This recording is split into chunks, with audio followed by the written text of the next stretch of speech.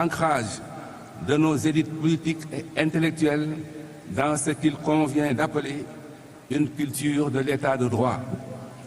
Le pacte démocratique et l'état de droit supposent en effet un rapport positif à la loi et aux institutions, c'est-à-dire, pour reprendre le mot de François Host, une inclination à la civilité républicaine.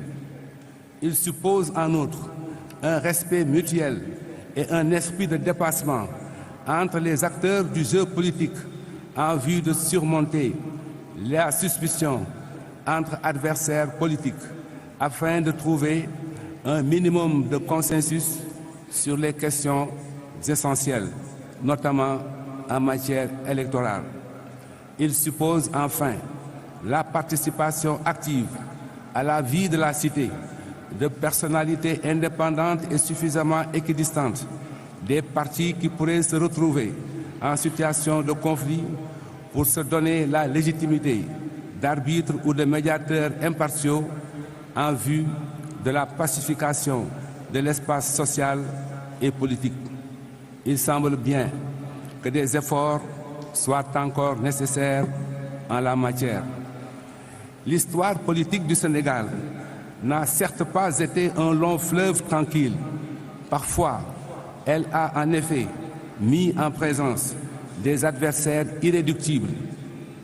Ces derniers ont cependant toujours su prendre suffisamment de hauteur pour s'asseoir autour d'une table afin de trouver des points d'équilibre improbables et des consensus inédits en vue d'aller toujours plus avant dans notre longue marche sur le chemin de la démocratie.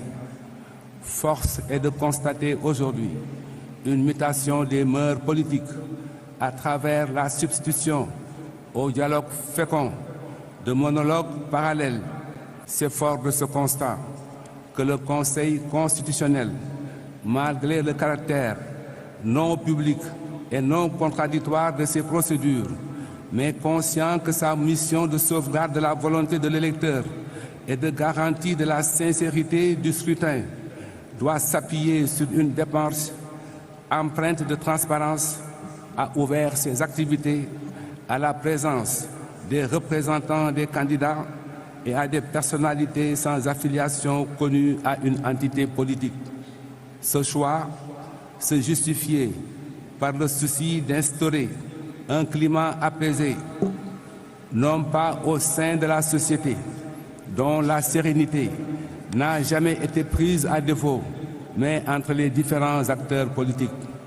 Le Conseil constitutionnel ne se faisait cependant pas d'illusions, car la contestation principielle de la loi sur le parrainage et la confiscation du débat citoyen avaient pour conséquence logique la contestation de la mise en œuvre de la dite loi et au-delà, la contestation des institutions. Ces institutions, si souvent prises à partie aujourd'hui, sont pourtant celles qui, en l'espace de 12 années, ont permis 2 alternances démocratiques. C'est pourquoi il faut rendre hommage aux forces de défense et de sécurité, à l'administration chargée des élections, à la Commission électorale nationale autonome, au Conseil national de régulation de l'audiovisuel, à la Commission nationale de recensement des votes, aux commissions départementales de recensement des votes et aux délégués de la Cour d'appel pour avoir, encore une fois, avec discrétion et efficacité, permis aux citoyens d'exercer leur droit de vote dans un cadre organisé, transparent et sécurisé. C'est aussi le lieu de saluer la maturité des électeurs qui, à nouveau, ont fait preuve de responsabilité et de discernement pour la préservation de nos acquis démocratiques. Ces électeurs, composantes anonymes et laborieuses de la société, n'ont fait ni vœu de contestation systématique, ni allégeance inconditionnelle à quelque chapelle politique que ce soit. Ils savent cependant que leur voix compte et attendent patiemment le jour du scrutin pour exprimer leur choix. Il faut apprendre à les respecter et à compter avec eux. En allant massivement aux urnes, ils ont su préserver la paix sociale par leur comportement civique, renouvelant ainsi leur confiance aux institutions républicaines impliquées dans le processus électoral. Le discours politique gagnerait à s'élever à la hauteur de la conscience citoyenne de ce peuple, afin que le Sénégal reflète enfin et pour toujours l'image de la démocratie mature et apaisée qu'il est réellement.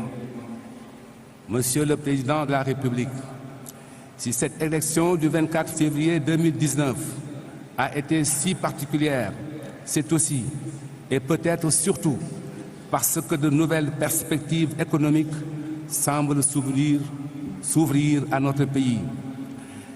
Elles en ont décuplé les enjeux et exacerbé les passions. Les Sénégalais sont conscients qu'ils entrent dans une nouvelle ère. Ils l'appréhendent autant qu'ils l'espèrent, car ils savent qu'elle sera, en fonction de ce que nous en ferons, une bénédiction ou une malédiction. L'expérience, c'est en effet ce qu'on fait de ses propres erreurs, mais c'est aussi les leçons que l'on tire des erreurs des autres. En vous faisant dépositaire de leur confiance, vos compatriotes vous confient surtout leur espoir de paix, car la paix est aux États ce que la santé est aux hommes. Sans elle, rien n'est possible. On ne le sait souvent qu'après l'avoir perdu. Ils vous confient aussi leur espoir de cohésion nationale, afin que dans ce monde plein d'épines, le Sénégal reste un espace de paix d'où seraient bannis les affres de la division et la violence sous toutes ses formes. Les Sénégalais vous confient enfin l'avenir de la jeunesse, exposée au fléau de la migration clandestine, afin qu'elle ne se mue plus jamais en argonaute des temps modernes, errant à travers déserts et océans, dans une odyssée où elle ne rencontre que désillusion, intolérance et humiliation. Monsieur le Président de la République, veuillez vous lever. Le Conseil constitutionnel va recevoir votre serment.